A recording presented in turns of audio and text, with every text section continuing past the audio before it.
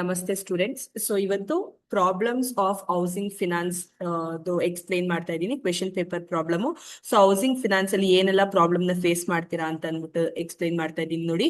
First one, high interest rates. High interest rates ಅಂತಂದ್ರೆ so expensive EMI cost ಕೂಡ, monthly EMI cost ಕೂಡ, home ಲೋನ್ಗೆ usual ಆಗಿ interest rate ಜಾಸ್ತಿ ಇದೆ ಇರುತ್ತೆ, ಮತ್ತೆ EMI ಕಾಸ್ಟ್ ಕೂಡ ಜಾಸ್ತಿ ಆಗಿರುತ್ತೆ. ಸೊ ಅದು again it becomes a problem.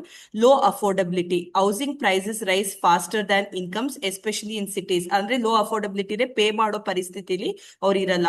So limited access to credit, low income and informal workers can often can't qualify for loans. ಅಂದ್ರೆ ಲೈಕ್ ಸೇ ಫಾರ್ ಎಕ್ಸಾಂಪಲ್ ನಮ್ದು ಇನ್ಕಮ್ ಲೆವೆಲ್ ತುಂಬಾ ಕಡಿಮೆ ಇದೆ ಅಂತಂದ್ರೆ ಸೊ ನಮ್ಗೆ ಈಸಿಯಾಗಿ ಕ್ರೆಡಿಟ್ ಫೆಸಿಲಿಟೀಸ್ ಸಿಗಲ್ಲ. So long loan tenure versus long asset life miss match ಇರುತ್ತೆ. ಅಂದ್ರೆ tenure life 15 years, 20 years, 30 years ಇರುತ್ತೆ. ಸೊ ಅದೊಂಥರ ಸ್ಟ್ರೆಸ್ ಇದ್ದಂಗೆ, ರೀಪೇಮೆಂಟ್ ಪೇ ಮಾಡ್ಲಿಕ್ಕೆ ಒಂಥರ ಸ್ಟ್ರೆಸ್ ಇದ್ದಂಗೆ. So it is I mean it is short loan tenure versus long asset life ಅಂತ ಹೇಳ್ತಾ ಇದ್ದೀನಿ. ನೆಕ್ಸ್ಟ್ ಒಂದು lock of long term funds ಅಂತ ಹೇಳ್ಬೋದು. ಲಾಂಗ್ ಟರ್ಮ್ ಫಂಡ್ಸ್ ಸಿಗಲ್ಲ. ಲಾಂಗ್ ಟರ್ಮ್ ಫಂಡ್ಸ್ ಅಂತಾರೆ ಮೋರ್ ದನ್ ಎ ಇಯರ್ ಸಿಗಲ್ಲ. ಸೊ ಶಾರ್ಟ್ ಟರ್ಮ್ ಫಂಡ್ಸ್ ಈಸಿಯಾಗಿ ಅವೈಲಬಿಲಿಟಿ ಸಿಗುತ್ತೆ. ಲಾಂಗ್ ಟರ್ಮ್ ಫಂಡ್ ಸಿಗದೆ ಕಷ್ಟ. Again it becomes a problem in housing finance. So ಇದಾದ್ಮೇಲೆ next, week collateral and land titles, unclear ownership. ಅಂದ್ರೆ correct ಅವರಲ್ಲೇ disputes ಇರುತ್ತೆ, ಅವ್ರ ಫ್ಯಾಮಿಲಿಲೇ ಡಿಸ್ಪ್ಯೂಟ್ಸ್ ಇರುತ್ತೆ, ಸರಿಯಾಗಿ ಕೊಲಾಟ್ರಲ್ ಸೆಕ್ಯೂರಿಟೀಸ್ ಇರಲ್ಲ. ಅದಾದ್ಮೇಲೆ ಯಾರೆಲ್ಲ ಲೆಂಡ್ ಮಾಡ್ತಾರೆ ಅವರೆಲ್ಲಾನು ಕೂಡ ತುಂಬಾ ಲೈಕ್ ಲೆಂಡರ್ಸ್ ಯಾರು ಇರ್ತಾರೆ ಅವರು ಕೂಡ ತುಂಬಾ ಜಾಸ್ತಿ ಲೈಕ್ ಸೆಕ್ಯೂರಿಟೀಸ್ ಕೇಳ್ತಾರೆ, ಕೊಲಾಟ್ರಲ್ ಸೆಕ್ಯೂರಿಟೀಸ್ ಕೇಳ್ತಾರೆ, ಎಲ್ಲ ಅವ್ರ ನೇಮಲ್ಲೇ ಇರಬೇಕು ಅಂತೆಲ್ಲ ಫುಲ್ ಡೀಟೇಲ್ ಆಗಿ ಕೇಳೋದ್ರಿಂದ it becomes a problem. Regional imbalance, urban ಏರಿಯಾಗೆ ಜಾಸ್ತಿ ಫಿನಾನ್ಸ್ ಸಿಗುತ್ತೆ, ಬಟ್ ರೂರಲ್ ಏರಿಯಾಸ್ಗೆ ಸ್ವಲ್ಪ ಫಂಡ್ ಮಾಡೋದು ಕಡಿಮೆ ಅಂತ ಹೇಳೋದು. ಸೊ ಅದರಿಂದ ಅದನ್ನ ಅಂಡರ್ ಫಂಡೆಡ್ ಅಂತ ಹೇಳ್ತಾರೆ. Regulatory and policy issues, frequent change create uncertainty. ನಮ್ಮ ಕಂಟ್ರಿಲಿ ಸ್ಟೇಬಲ್ ಗವರ್ಮೆಂಟ್ ಇಲ್ಲ, ಗವರ್ಮೆಂಟ್ ಚೇಂಜ್ ಆಗ್ತಿರುತ್ತೆ, ಅದರಲ್ಲಿ ಟೂ ಮೆನಿ ಕಾನ್ಫ್ಲಿಕ್ಟ್ಸ್, ರೆಗ್ಯುಲೇಟರಿ ಮತ್ತೆ ಪಾಲಿಸೀಸ್ ಇಶ್ಯೂಸ್ ಇರುತ್ತೆ. ಸೊ ಇದರಿಂದ ಸೊ ಲೈಕ್ ಹೌಸಿಂಗ್ ಫಿನಾನ್ಸ್ಗೆ ಪ್ರಾಬ್ಲಮ್ ಅರೈಸ್ ಆಗುತ್ತೆ.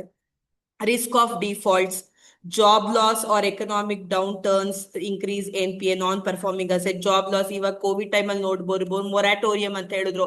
ವಾಟ್ ಇಸ್ ದಿಸ್ ಮೊರಾಟೋರಿಯಂ ಅಂತಂದ್ರೆ, ನೀವು 60 month say for example 5 years payment ಮಾಡ್ಬೇಕಾಗಿರೋಂಥದ್ದು, ಆ ಮೊರಾಟೋರಿಯಂ ಯಾರು ಆ ಫೆಸಿಲಿಟೀಸ್ ತಗೊಂಡಿರ್ತೀರಾ ಅದು ನಿಮ್ಗೆ 65 ಇಯರ್ಸ್ ಅದೇ ಎಕ್ಸ್ಟ್ರಾ 5 ಮಂತ್ಸ್ ನಿಮ್ಗೆ like what is that extra 5 months increase ಆಗುತ್ತೆ. ಅದು ಡಿಫಾಲ್ಟೇ ಆದಂಗೆ.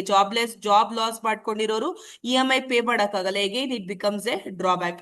High transaction cost, stamp duty, registration and legal fees add to the burden. ಅಂದ್ರೆ ಇದೆಲ್ಲ of course transaction cost, stamp duty ಇದೆಲ್ಲ ಏನಾಗುತ್ತೆ, ಬರ್ಡನ್ ಆಗುತ್ತೆ.